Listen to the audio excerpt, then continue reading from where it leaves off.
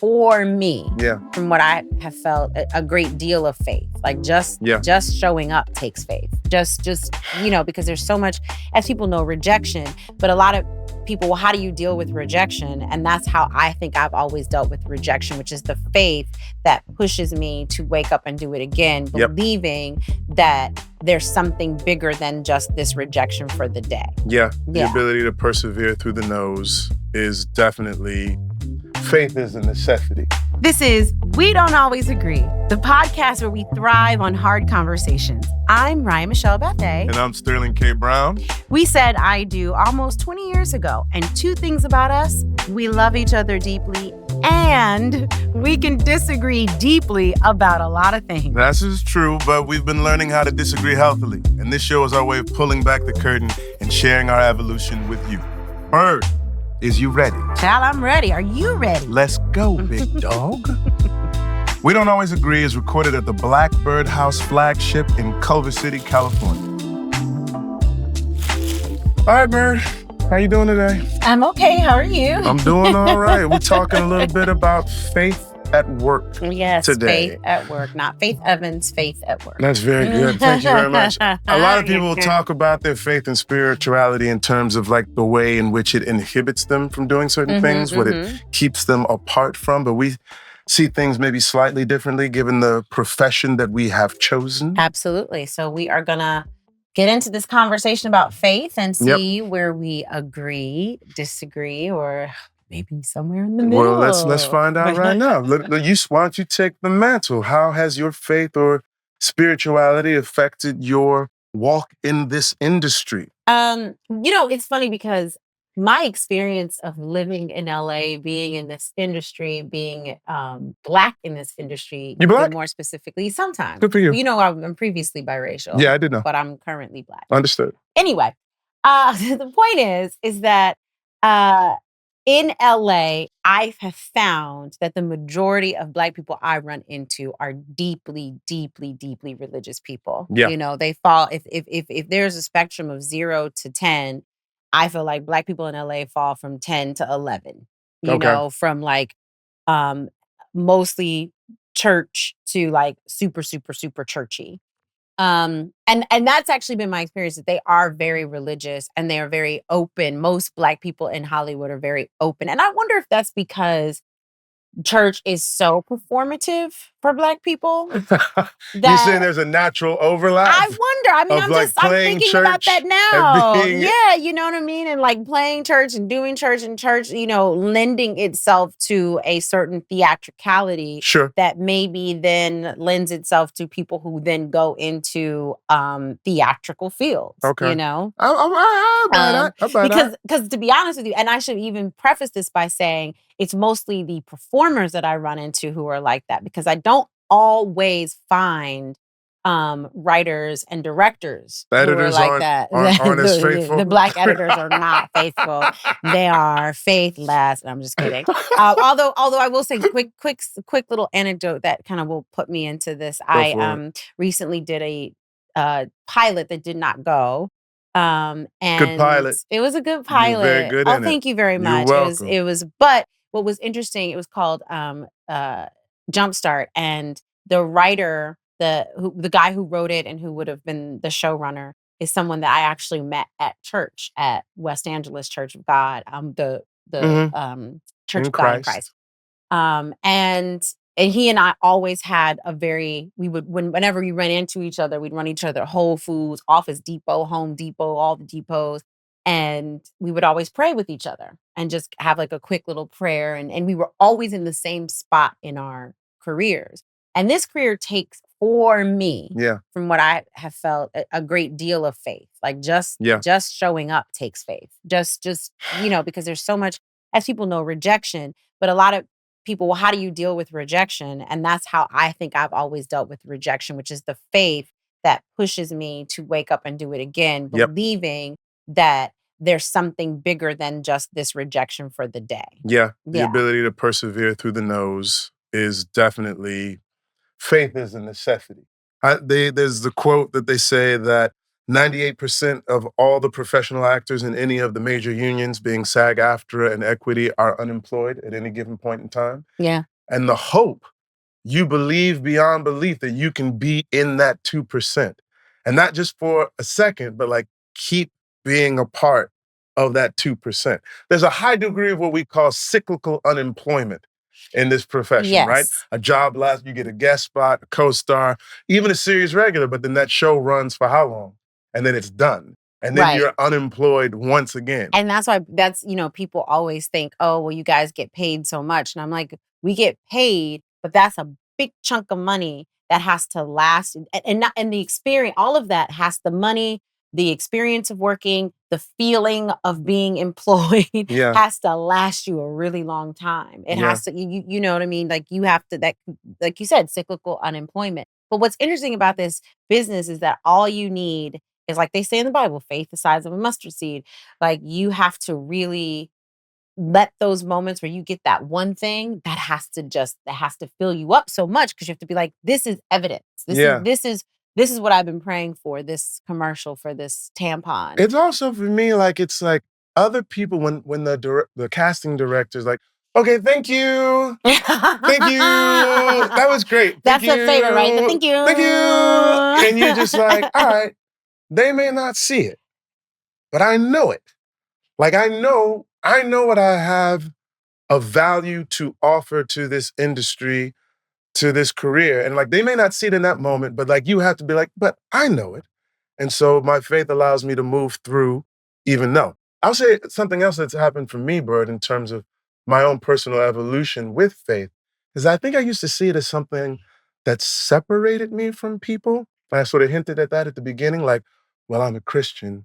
I don't do those things. I don't drink, or I don't fornicate because I'm a Jesus Christian. turned water into wine. But this is what I'm saying. I think the way in which my own personal evolution with it is that the faith is something that allows me to connect more closely to people rather than something that inoculates me or puts me away from people. I'm looking more for the things that connect in terms of the fruit of the spirit, whether it's love, joy, peace, patience, kindness, goodness, gentleness, faithfulness, self-control, whatever those things are, and people who bear those fruit, those are the people that I want to be in sort of relationship with. And what I find is like a lot of people who are very religious sometimes think that Hollywood is a place where sinners go and sort of the faithless go and people without a rudder. Sometimes being on set, I've met the most faithful people. You know what's interesting about that is, if anything, our collective and Yeah. individual walks in spirituality, if anything, I'm even hesitant, not hesitant to have this conversation, but I'm hesitant to be open about how spiritual I am, because I find the most of my peer group in Hollywood is so deeply religiously Christian. Mhm. Do you know what I mean? That they would feel like uncomfortable with the fact that we go to Agape, Yeah. or they, so it's actually kind of interesting. Speak to this for 1 second. This is something I was thinking about earlier. We don't agree on this, but we agree to disagree in that we were both raised Christian. And I said at a particular point in my life, the moniker no longer fit. Like I felt like it was something more expansive or bigger that I wanted to try to communicate and embody. And you were like, nobody gets to define Christianity for me.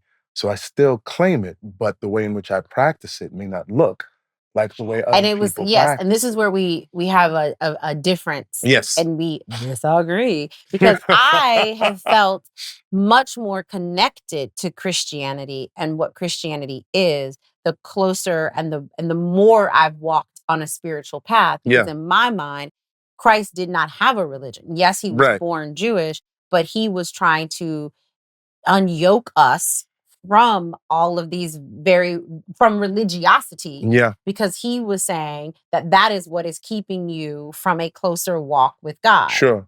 Which is how I always interpreted Right. the passages of the Bible. And when you read about Jesus and how, turning over the tables in the temple, right? The money Yeah. changers, and saying like, and healing on the Sabbath, which you weren't supposed to do. And him saying like, what does he say? I mean, he doesn't say it like this, but I always interpret it like, I got other things that I'm doing. I don't know what y'all doing. I don't know if Is that Jesus how said he it said? like, I like to think I know what that you Pharisees and Sadducees are doing up in here. I got some other things. Some other things. I do. I mean, in my mind, Jesus did say, like, yo. I think he said, yo. I think Jesus Jesus originated, was a, yo. yo, I think he was like, what's yo, up? I ain't got time What for y'all that. doing I with ain't these got time for money that. Because tables? I'm the son of Yo, God. I'm the son of God. yo, please. Yeah. Flipping this mother go. Not in my house. Not in my house. That's our interpretation of Jesus. Lightning hasn't struck yet. Let me ask you this. Like, on a cultural level, do you feel like it's important for you to maintain the moniker? Like, if you'd said that you weren't Christian, do you feel like you would be losing something? No, but I feel like I would be giving something away. I would be giving up what I firmly and fundamentally believe about Christ. Yeah. And if I give it up, then I then hand back over this idea that it's all about the religiosity and that the spirituality really is all of these like, two You know what? things, you I'm know? not mad at that. I'm not mad at that. That's a solid Oh, argument. That's a solid argument. Then it is a good segue into something else. it is Jesus. Y'all hear that? That ain't nothing but the Lord. How does having a community, a faith community, impact your work and life? Because we're talking about individual Right. sorts of things, but now Right. like having community, how does that, bolster? Well, I will say two things. I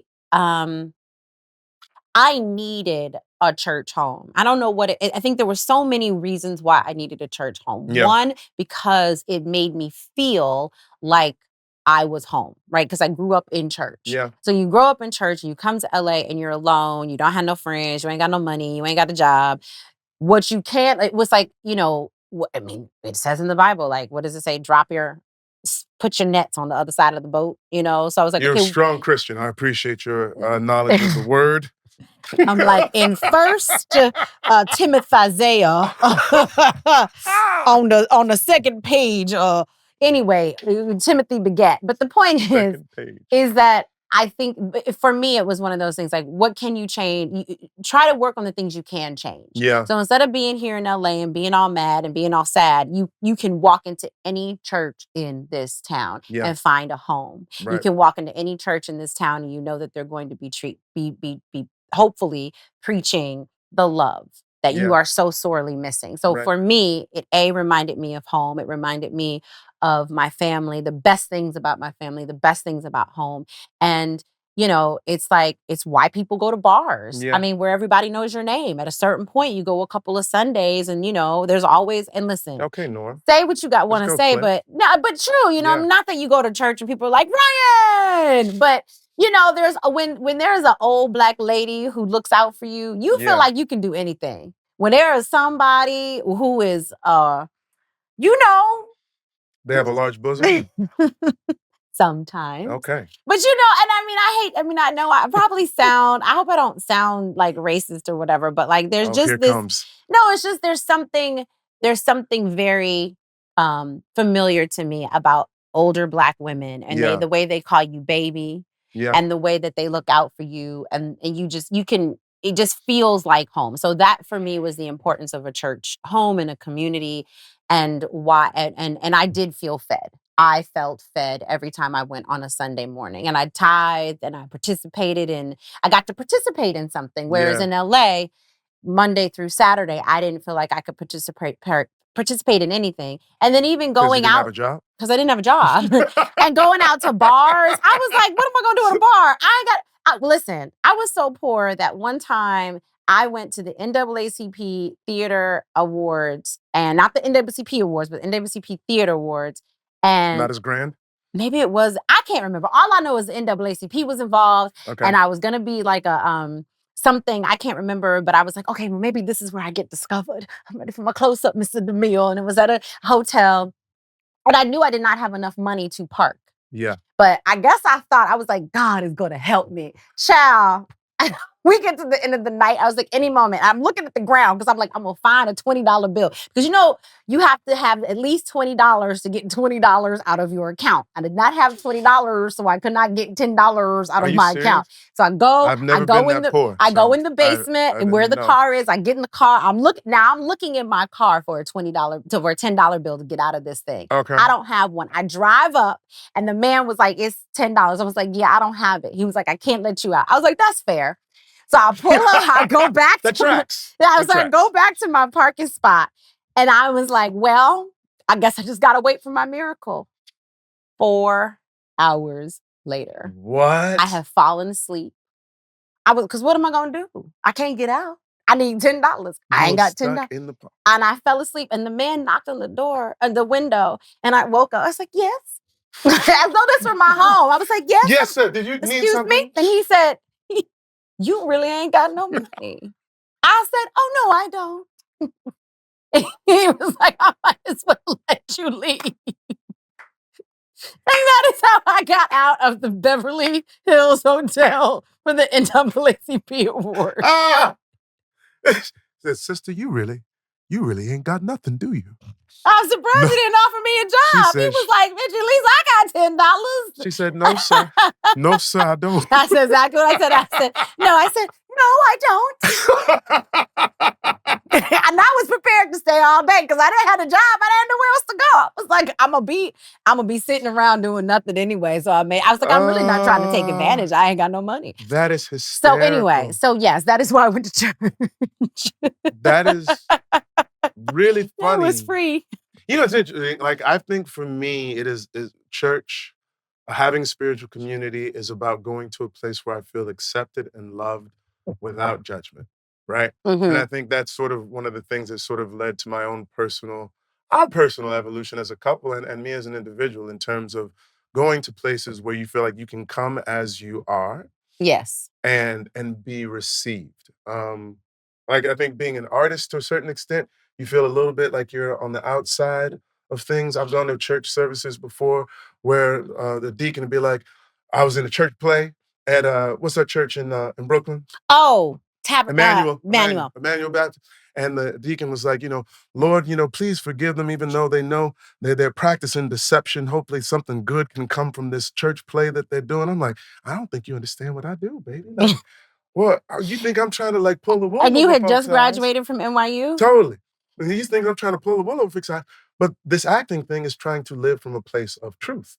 Like, putting yourself into the circumstances of another character, another life, and sort of telling their truth. But like a lot of folks don't understand it. And they think that like, if somebody can make me think that there's somebody who they're not, then are they someone who can be trusted? I understand what you're trying to say. So, you know what I mean? So that actually leads to my next question, which is, because a lot of young actors understand this, right? But they still bump up against what you just bumped up against, which is people thinking, oh, well, you lying. And it's also like, well, we all agreed that this was a play. Like, how big of a lie could it be? Yeah. So what advice would you have for young actors in terms of their faith and young actors of faith or not of faith? Good question. Surrounding this question of faith coming into this business. All right. So I can remember I had a situation where my mother, Arlene Brown, who I love very dearly, came to visit me when I was on the set of Army Wives. And I was reading a book by His Holiness, the Dalai Lama. Mama saw this book and she goes, what's this? I said, it's a book by the Dalai Lama. And she goes, what you doing with it? I said, well, Mama, he's got this big, beautiful smile on his face. Mm-hmm. And I'm so curious as to what it is that he believes or thinks or practices that allows for him to walk through life with this countenance. And she goes, it's not of Jesus though, is it? And I was like, no, I think he's Buddhist. Sterling. So no, I don't think it is. And she's like, well, if it's not of Christ, then it's of the devil. That's how she felt. And I know there's a lot of people that feel that. The dichotomy. And I'm okay with that. Like, there's moms come from a place of love. Mm-hmm. For me, I think I'm at a place where I recognize that there is no monopoly on spirituality or relationship with the divine, right? So there are multiple conduits through which you can receive it. I think reading The Life of Pi You read it I too. did, I think I you read did, it I before did, me. I did. But like checking out Pi, who was practicing Christianity and was it It was Islam, Islam and Christianity, and Judaism. Hinduism? Because he said when he met a Catholic priest, and the Yeah, priest yeah, yeah. said, Mhm, mhm, "Would mhm. you like to meet your Lord and Savior Jesus Christ?" And Pi was like, "Yeah, yes, sir." And then later on that night, he was like, "Thank you, Krishna, for Yes, introducing me yes. to my Lord and Savior Jesus Christ." And I was like, "You can do that?" And then his parents saw him in the book, and they're like, and they found out that Pi was practicing 3 religions, and they're like, "Pi, you can't do that." And he's like, "But I've been doing it, and Yeah. I'm cool." And they were like, and so that sort of short-circuiting thing was the thing that happened to me that I tried to explain to my mom, and most folks won't understand this. I wanna be clear, I'm not Right. speaking to convert or convince, I'm only trying to tell my truth. And so to your question, if young folks of faith are in a position where they're on set and they're being asked to do something that they don't feel comfortable with or whatnot, don't do it. Like, listen to what you know for yourself to be true, because that truth may change over time. It did for me, right? So that's the long and the short of it is like just do you. Our homie Do Terrell you is your no, no, no, advice. but Terrell McCraney, godfather to our son, Mhm. Oscar winner for writing Moonlight or whatnot, who is an out queer man. I said, like, how do you go to a place sometimes where you don't always feel accepted? And he's like, nobody gets to categorize or rate my relationship with God other than me. And I was like, facts. That no, Keep it moving. yeah, I mean, I think it's what I find so interesting is that Excuse me. for me, Yeah. I think that there's that song just as I am Hmm. without one plea, but that thy blood was shed for me. And so much of our the songs, so much of the scripture is like just come as you are.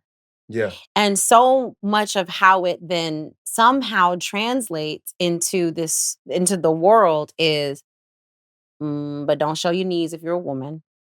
You know what I mean? Right. You better, and I don't want to see your shoulders because you know a shoulder Yeah, yeah. That's a can lot of lead a man temptation. That's to a us. lot of Yes, temptation it's for a me right lot of now. this is It's a a lot lot of of temptation. shoulder. You see her with that shoulder. Don't come with Woo! your lipstick is too bright. I Yeah. remember my grandmother passed away.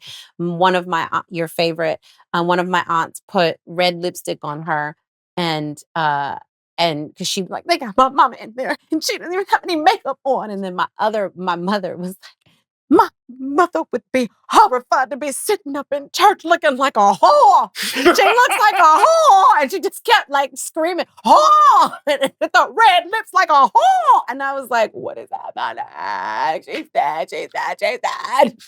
Anyway, the point is that all of these things are like, just come, just be here. But then often what it then turns into is like, there's a prescription for how you have to show up. Right. And you can't be this and you can't be that and And come. it's And then we always can what change just you once to you get echo here. on that, it's always based on what you don't do or Yes. how you separate yourself. Folks Mhm, don't talk mhm. about what it is that they stand for by being a practitioner of this particular religion or this particular philosophy. It's always like, this is what we don't do because of it. It's like you have to start defining yourself in terms of positives Exactly. instead of Which is negatives. Right. again, talking about young actors, that's one of the things that they tell you when you first start acting school is you cannot act Play a what you're negative not going to intention. do. You can't play a negative intention. Scientists say you can't prove a negative. Right. It's all about like how do you define yourself from a positive, and positive doesn't mean like positive, but positive means like, like an action. You can't Yeah. say, I'm not gonna like her. I'm going to actively hate this person, which is a negative thing to say. But you know what I'm saying? You have to Right. have an action driving you forward. Sure. So I think it's, dare I say, maybe because we're talking about Mm. the good Lord and Jesus and the good news and Oh, all of those things, we may have an agreement. we do. The Oh, only what? No, no, no, disagreement we don't. A flip is you're spoon. Christian, well, respectfully, and I'm not. I Respectfully, still think that you I believe that believe in he the teachings rose of and Jesus Christ. rose. Do you believe that he rose and died and what else he's I supposed to do. He do? lived. He born, lived, definitely was died, born and he rose, definitely rose, passed away. died And for I our do sins and believe our iniquities. that I do believe that the teachings of Jesus Christ are principles on which I live my life. But don't you think it's interesting that you can cite the Bible far better than Way I better can? than me. Not a Christian. I'm like, what did he do? He got on a cross. Well, one thing we agree on is the necessity and importance of faith in our lives as individuals and in this particular career. Oh, for sure. For Right? sure. Because I We can definitely agree think on that that. the other option is drugs. What you want to do now? You want to do this transition? Tell folks who we got Yes. coming onto the show? Yes. Who's I want coming? it to be a secret. No, you got to let Because the he people was in know. The Secret. Well played, man. Thank you. Well played. Thank you got you. that's Thank you. well done. Yes, Coming up he on needs no Yes, introduction. next segment of We Don't Always Agree, we have our spiritual practitioner, Mr. Dr. Reverend Michael Beckwith. So stay tuned. We'll be right back. Spark something uncommon this holiday with just the right gift from Uncommon Goods. If you haven't finished your holiday shopping yet, don't panic, because we've got a secret source for incredible original gifts, and that's Uncommon Goods. That's right, Bird. They've got unique hand-picked gifts for everyone on your list, all in one spot. Gifts that spark joy, wonder, delight, and that it's exactly what I wanted feeling. Skip the gifts that scream last minute and find something truly original at Uncommon Goods. Like their personalized constellation map. It's a perfect way to mark a special moment or memory. Or their DIY hot sauce kit, which lets you craft your own spicy masterpiece. A thoughtful pick for the foodie in your life. When you shop at Uncommon Goods, you support small businesses and independent artists, which is very, very important. Many of their products are handmade in small batches, so don't wait too long or you might miss out this holiday season. And with every purchase, they donate $1 to a nonprofit partner of your choice. To date, they've donated over $3 million to meaningful causes. Very good. Awesome. To get 15% off of your next gift, go to uncommongoods.com/WDAA. That's uncommongoods.com/WDAA for 15% off. Don't miss out on this limited time offer. Uncommon Goods. We're all out of the ordinary. Don't wait. Head to uncommongoods.com/WDAA today and find gifts as extraordinary as the people you love. Love you, Bird. Love you too, sir. Oh, goodness. As we're getting closer to the holidays, we know how tricky, if not impossible, it can be to find a gift that's truly meaningful. Exactly. So instead of giving something they might use once, give them something that helps them become who they want to be. Right. Don't just give your loved ones something they want. Give them something they want to be. With classes on all the masterclass platforms, they can finally become a better cook or a writer, an entrepreneur, or the artist they've always wanted to be. And that's the gift of Masterclass. Masterclass offers over 200 classes taught by world-renowned instructors across fields like cooking, storytelling, business, and wellness. It's like giving them a front row seat to learn from the best. Whether it's perfecting their cooking, improving their storytelling, or gaining practical skills for personal growth and relationships. And it's a gift that goes even beyond the holidays because the classes make a lasting impact. I mean, learning habit building from James Clear and getting relationship insights from your favorite. I love me some Esther Perel. Come on. Come on. It's like having a personal coach whenever you need it. No wonder 88% of Masterclass members say it made a positive impact on their lives. Exactly. It's the kind of gift that doesn't just entertain, it enriches. And if they want to learn on the go, they can stream classes on a smartphone or computer or even just listen on audio mode.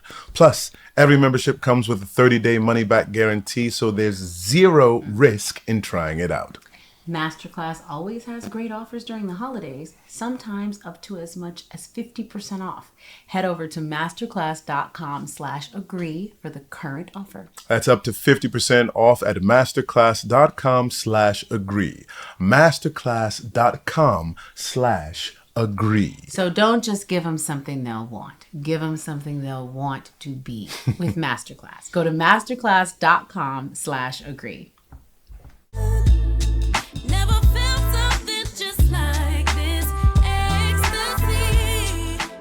Okay, thank you for tuning in and welcome back. We are so excited because we have our special treat. We have a guest, which we are so excited about because we have the Reverend Dr. Michael Beckwith. We have a book of his somewhere around here. He has like a million books, 1,000,000.1.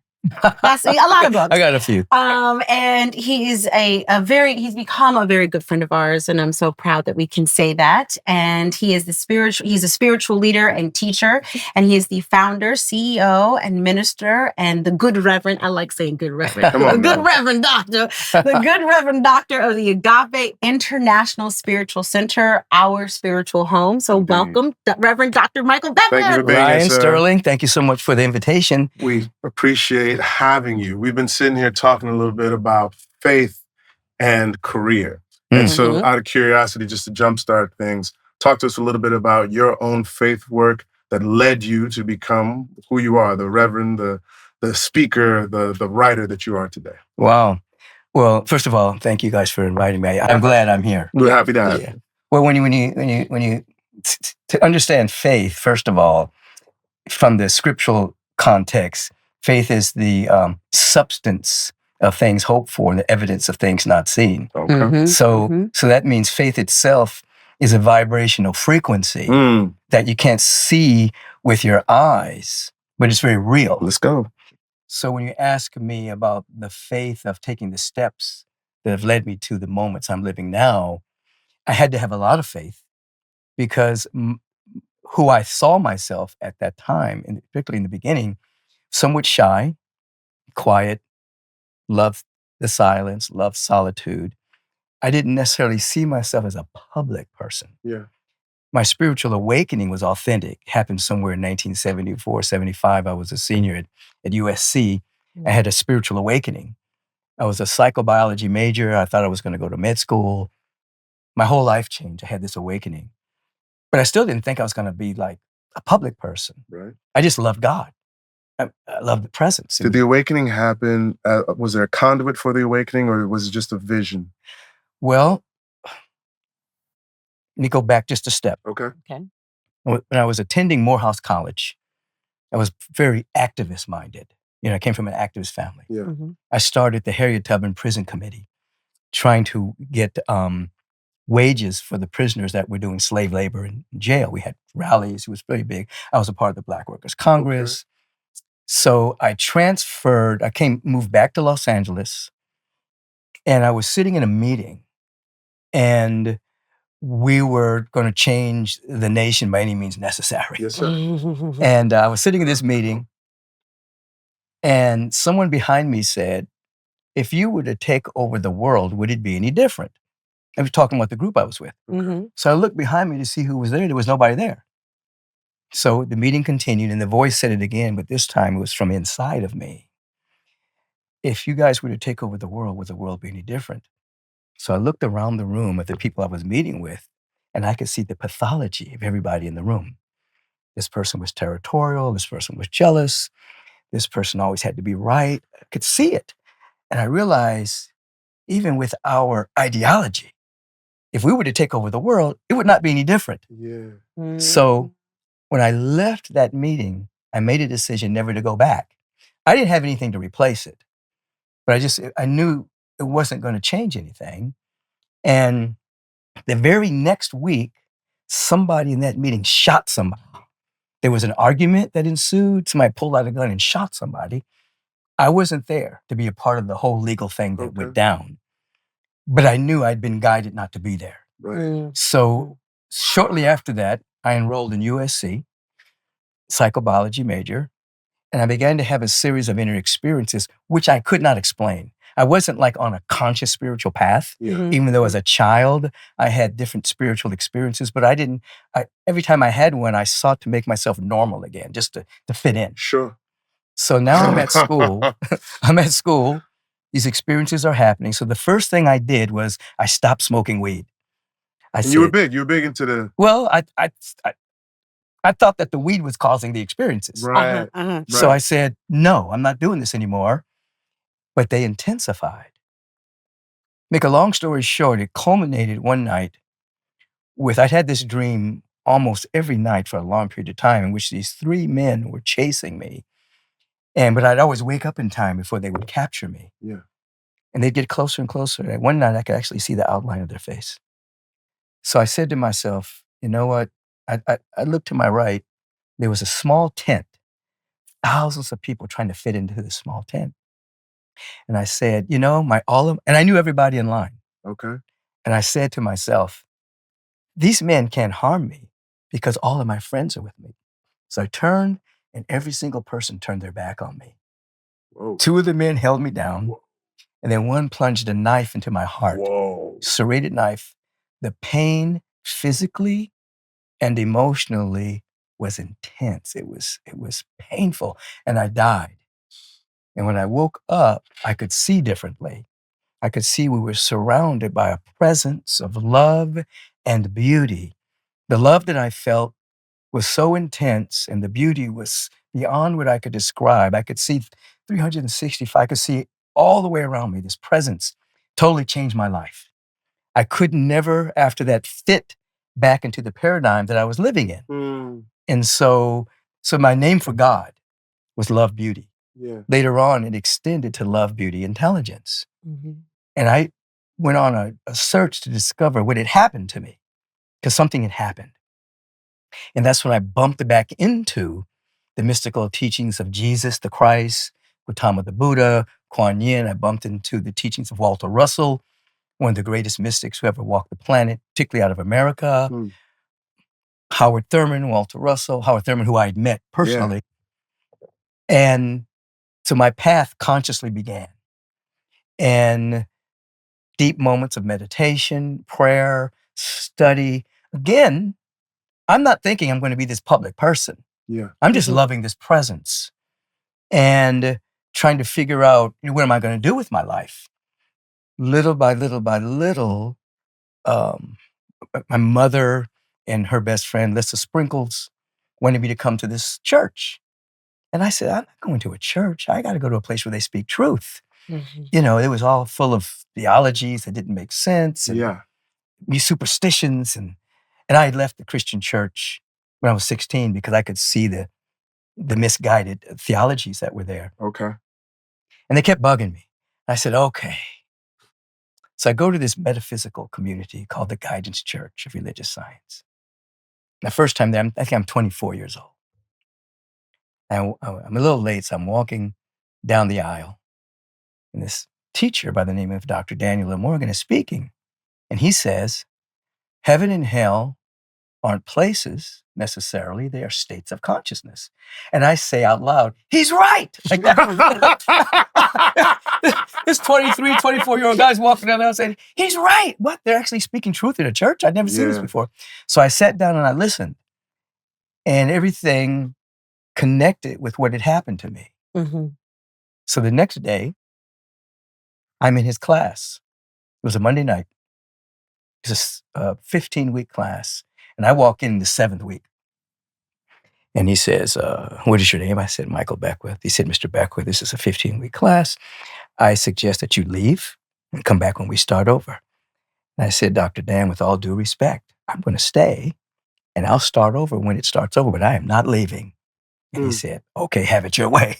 Okay. And then that began a serious being a student that helped me get language to what was happening to me. Now, again, I'm not looking at myself as a public person. Right. I'm just trying to figure out what had happened to me because my whole trajectory of life changed.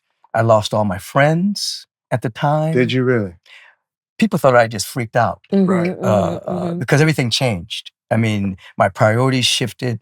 I became a deep meditator on a regular basis. When it wasn't in vogue, because I think nowadays folks will readily recognize the value of meditation. Yes. But probably back then it was like, oh man, I was a weirdo. I was a weirdo. People back then would rather say they were reading porn than reading something occult. You know what I'm saying? Yeah. And then, again, I'm not smoking weed. And right before that, I had gotten arrested for marijuana. I've heard this. Yes. And the inner voice told me I was walking free. people thought I was crazy. I said, no, I'm not going to jail. And they said, man, you got busted red-handed with about at least 200 pounds of marijuana. 200 What are you gonna do with the 200 pounds of marijuana? I had gotten into distribution. Okay. I heard the story. It had grown. I had gotten into this. It had grown a little bit. And I won't go into the whole backstory of But it. the knowing told you. They said, no, you're walking free from this. This is not going to be a part of your history. Yeah. So people were saying, Beckwith, you should leave the country. You know, you got caught with guns. The federal government wants you. What? The local guns you want for marijuana. I said, no, I'm not having any record at all. So now they think I'm nuts. Yeah. So I go to court. I'm reading meditation books in court. And I have no concern about the case at all, really. I already know this is. And so I'm sitting there, and I have my attorney, Harry Weiss, who was the big time attorney at the time, and his assistant attorney. Assistant attorney asked this police officer, motorcycle cop, why they went to my house. He wasn't even on the scene. He just lied. And again, I'm not going to get into the legal stuff at this time, but eventually the assistant attorney says, sir, why did you go to this man's house? And he lied and said they had a search warrant and that they heard that a drug deal was going down. Right. So the assistant attorney says, sir, that's hearsay evidence. Judge, we demand that the informant come and stand before the accused, or else we want the case thrown out. So the judge says, you have 3 days to the prosecutor to bring the informant. So 3 days later, we come back to court and the prosecutor says, sir, the informant is afraid for his life. He will not come. And the judge says, Mr. Beckwith, we have no other recourse but to set you free. I hope I never see you in my courtroom again. I said, Your Honor, you never will. Boom. I walked out of the court, went home. Neighbor's weather vane was pointing in the direction of the wind. And I said, God, if this means what I think it means in terms of my destiny, I want that weather vane to point in my direction against the wind. Before I could finish the sentence, the weather vane pointed right at me. I started crying like a baby, fell to my knees, and just surrendered my life to the presence. And whatever that meant I was supposed to do with my life, I was going to take my own hands off of my life and let myself be used by the presence that I call that's never an absence. I never looked back. Case was over. Now, interesting enough, I was followed by the police for a long time. They went to so many churches, so many meditation retreats because they were trying to catch me again. Yeah. But I never backslid in that direction. And I've heard you talk before in terms of like this path and suggesting paths for other people in terms of the what being the drive and not the how. Yeah. Can you talk a little bit about that? Yeah. But basically, the sentence that I use often is if you know the what, then the how will follow. Right. Oftentimes, people will say, well, how do you do such a thing? Like people will say, how do you meditate? But they'll ask that question before they ask what. You have to ask, what is meditation? Then the how will follow. I'm just using this as an example. Sure. So like if you know what meditation is paying undistractable attention to reality. That's one definition of it. So if you know what it is, then the how will follow. The how is an ego distraction, the ego delay. Right. You know, the ego will try to slow you down because it wants to keep you in your present paradigm. Right. So it'll give you all these how-tos. But if you ask what it is, and you start to walk in that direction, come on, bro, the hows will follow. Yes, sir. It's like you can read a how-to book, but that how-to book is primarily for the person who wrote the book because your path may be different. Your path may be different. The principles may be the same. Yes. But you're forging your own path. Right. And so if you walk in the direction of your own path, then you create the path as you walk. Yeah. You see? So I always say, what? Ask the what, and then the how will follow. Yeah. Yeah. Yeah. Well, I'm because I hadn't heard that story before, so I still probably. My mother used to not like me to tell the story. She did. 200 pounds. She would say, "Would you stop telling people about your past?" I would say, "Mom, listen. Every saint has a past and every sinner has a future. Amen. They got to know. You know what I'm saying? I'm that. not ashamed. Right. I was a little boy doing silly things. Yeah. And there was transformation. A lot of people, you talked about, you didn't put it in these words, but a lot of people feel like their calling is their vocation is their calling. And it seems like you were called to do something, and then it became sort of in the physical realm, writing books and found a vocation through which to have that calling manifest. And so, because we talked earlier about how faith manifests in our career, et cetera, et cetera. Can you talk a little bit about those words and that idea of a vocation, that idea of a calling? And so many people are like, well, what am I put on this earth to do? Mm-hmm. And because we live in the structures that we live, it's so linked with, okay, what am I going to do? When I wake up in the morning, I go to quote unquote work. Oh, job. Mm-hmm. Absolutely. Yeah. I'll hit it at two angles. One, when I used to work for a city councilman. I worked for the mayor, Mayor Bradley, 5 years. And when I would leave City Hall, I would go to the beach. This is after my awakening. I'm not in my calling yet, but I'm in a career. Yeah. And I would leave and go to the beach every day before I'd go home.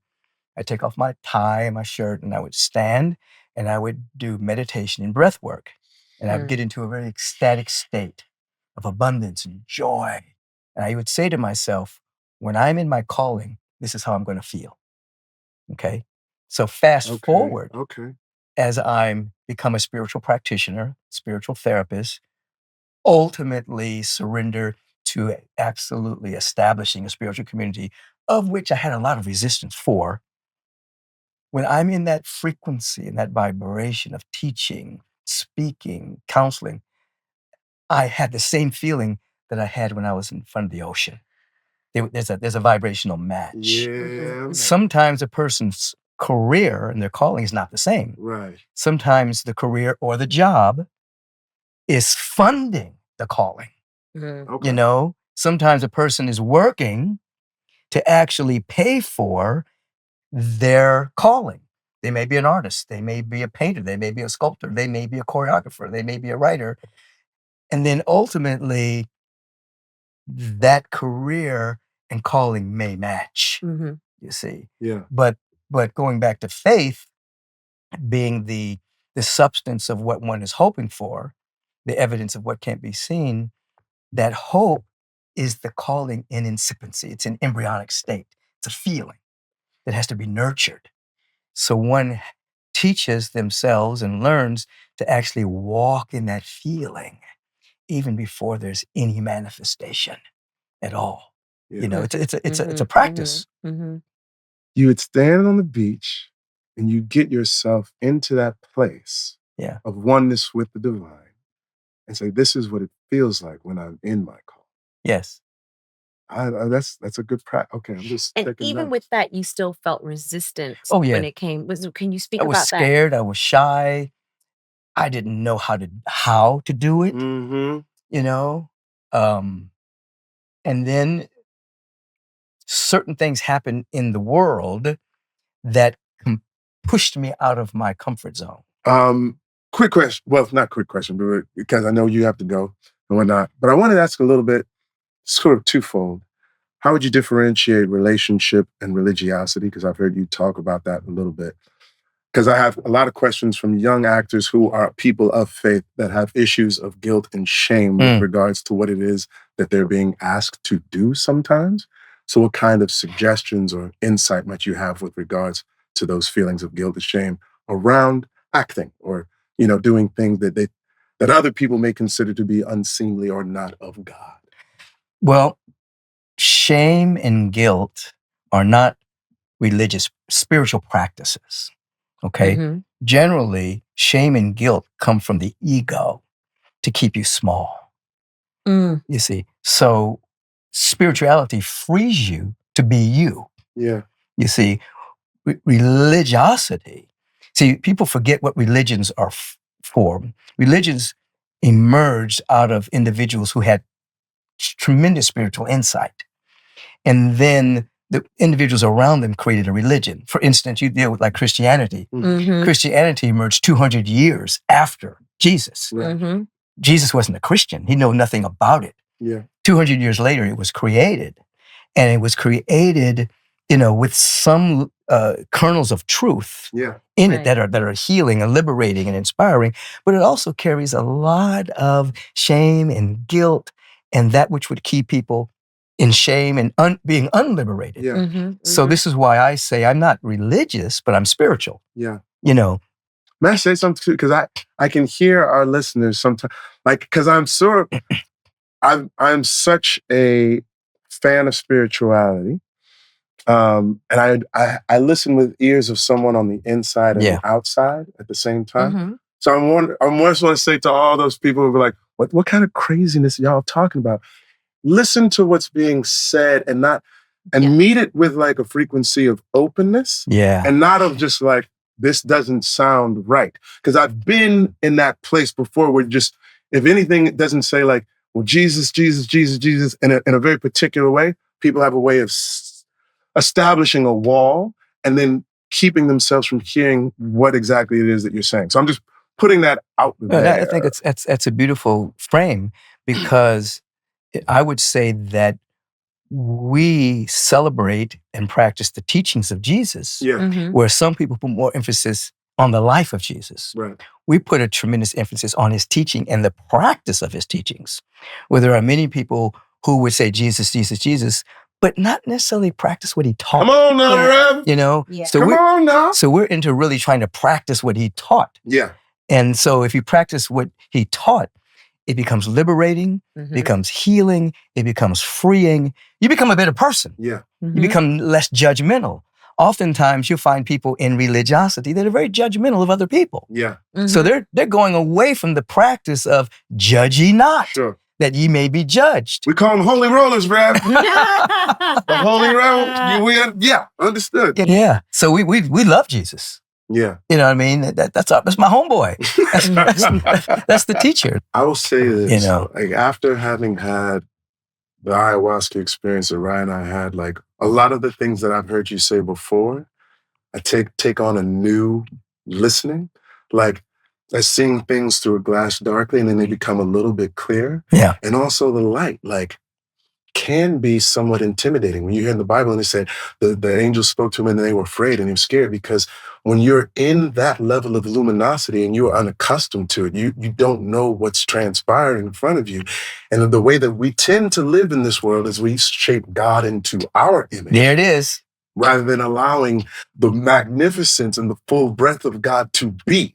And then you just have to be present with it. And sometimes it's just overwhelming that you have to shape it the other way, right? I'm going to say that a little bit, but I also want to give you a chance. Folks, Rev, where can the people who don't know who you are and hear the wisdom that you have to share, where can they get more of you, sir? Obviously, they can come to Agape either in person or through the live streams at agapelive.com or the Facebook page of Agape or YouTube. They can come to my podcast, Take Back Your Mind. Many of the books they can read. But it's a beautiful, multicultural, trans-denominational community. Yes. Trans means to go beyond. So it goes beyond denominations because the presence is too big to fit into a denomination. And so, so that's how they can basically find me, find Agape. And I mean, when you come there, it's, they used to say back in the day, that Sunday was the most segregated time in the week. But at Agape, everybody's there. So everybody. I can remember walking down the hallway and hearing all these different languages. You know what I mean? Oh, there's Spanish. Oh, there's Korean. Oh, there's Japanese. Oh, there's Persian. It's like because everybody's there worshiping. Yeah. It's a beautiful one presence. Presence. Rev, thank you for your presence. Thank you for your time. Thank you for your wisdom. We appreciate you. God bless you. We'll be seeing you at church, but thank you for being here on our podcast because for once, Bird, we agree. The idea is in life, we're not necessarily here to agree, but we're here to be in alignment. Yeah. That's different. So if you're in alignment with the vision, doesn't matter if you agree how you're going to get there. The alignment will pull you. That's all we want. Come on. Listen, we're going to take a little bit of break. We're going to be right back with We Don't Always Agree. in tears and I wouldn't let fear win. What you feel, I feel. Together we're here. You know, one of my favorite parts of the holidays, Bird, is finding the perfect gift. You know me and gifts. Something luxurious but not over the top. I love the feeling of knowing I've picked something thoughtful that someone wouldn't usually buy for themselves. Totally agree. Yeah. It's even better when you find something people wouldn't usually buy for themselves. Isn't that what I just said? Well, that's where Quince comes in. Lord have mercy. Exactly. Quince is my secret weapon for quality gifts that feel luxurious but don't break the bank. I mean, have you seen their Mongolian cashmere sweaters? $50 for cashmere? Unbelievable! And they've got more than just sweaters. I'm eyeing their Italian leather handbags for gifts this year. And don't even get me started on their 14-karat gold jewelry or European linen sheets. Let's stop right now. What's crazy is Quince items are 50 to 80% less than similar brands because they cut out the middleman and work directly with top factories. Plus, everything is made with premium materials and ethical manufacturing practices. That, my lady, is a win-win. Win-win. But here's the best part. What's the best part? Gift luxury this holiday season without the luxury price tag. Mm. Go to quince.com/WDAA for 365-day returns plus free shipping on your order. That's QUINCE.com/WDAA to get free shipping and 365-day returns. Quince.com/WDAA. Honestly, whether it's for loved ones or yourself, Quince makes it easy to find something special this holiday season. Happy holidays. We might agree. We might disagree. Okay.